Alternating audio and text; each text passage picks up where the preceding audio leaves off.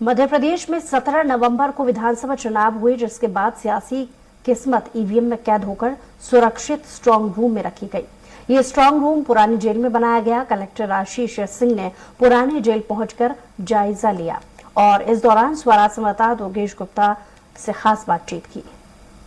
हमारे साथ भोपाल कलेक्टर मौजूद हैं। सर, आप जायजा लेने पहुंचे यहाँ पर, जहाँ पर ईवीएम मशीन रखी गई है, क्या स्थिति है? देखिए, जहाँ ईवीएम मशीन रखी गई है, स्ट्रांग रूम प्रॉपर्ली लॉक्ड है और ताले के ठीक सामने सभी कैंडिडेट्स के प्रतिनिधि बैठे हुए हैं। उनको सीसीटीवी पर भी प्रदर्शित किया जा रहा है।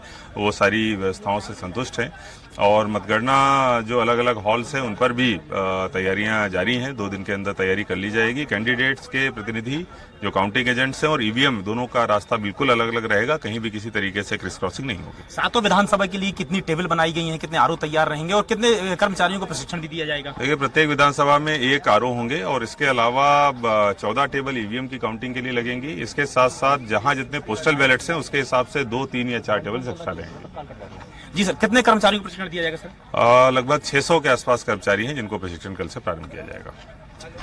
तो स्पष्ट तौर से हमारे साथ मौजूद थे भोपाल कलेक्टर, जिनका यह मानना है कि करीब 600 कर्मचारियों को प्रशिक्षण दिया जाएगा। भोपाल के मॉडल स्कूल में 7 विधानसभा सीटों के लिए करीब 14 टेबल लगाई जाएंगी। हर विधानसभा के लिए 1 आरओ तैयार रहेंगे। तमाम व्यवस्थाएं, सुरक्षा व्यवस्थाएं देखी गई है, जिनका जायजा लेने भोपाल कलेक्टर पुरानी जेल, जहां की स्ट्रांग रूम बनाया गया है, वहां पर पहुंचे थे। कैमरामैन अमित के साथ दुर्गेश गुप्ता, स्वराज एक्सप्रेस, भोपाल।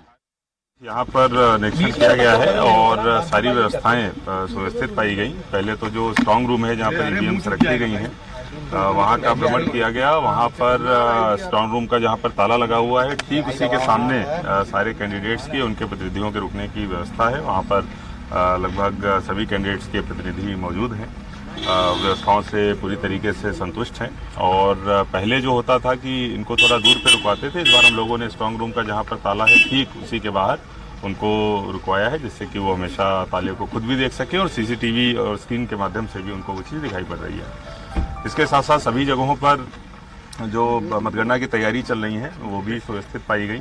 जो काउंटिंग एजेंट्स हैं जहां से घुसने हैं और जो ईवीएम्स का मूवमेंट है, दोनों रास्तों को बिल्कुल अलग अलग किया गया है। कहीं से भी क्रिस क्रॉसिंग नहीं होगी, जिससे कि किसी भी तरीके की शंका या शिकायत की संदेह जो नहीं बच जाता है। सभी जगहों पर 14 टेबल ईवीएम मशीन को गिनने के लिए रहेंगी और इसके अलावा पोस्टल बैलेट के लिए जितने पोस्टल बैलेट्स हैं उसके आधार पर कहीं पर 2 टेबल, कहीं पर 3 टेबल, कहीं पर 4 टेबल पोस्टल बैलेट्स के लिए अलग से लगाई जा रही हैं। उन पर भी जो पॉलिटिकल पार्टीज और कैंडिडेट्स होंगे उनके एजेंट्स रहेंगे।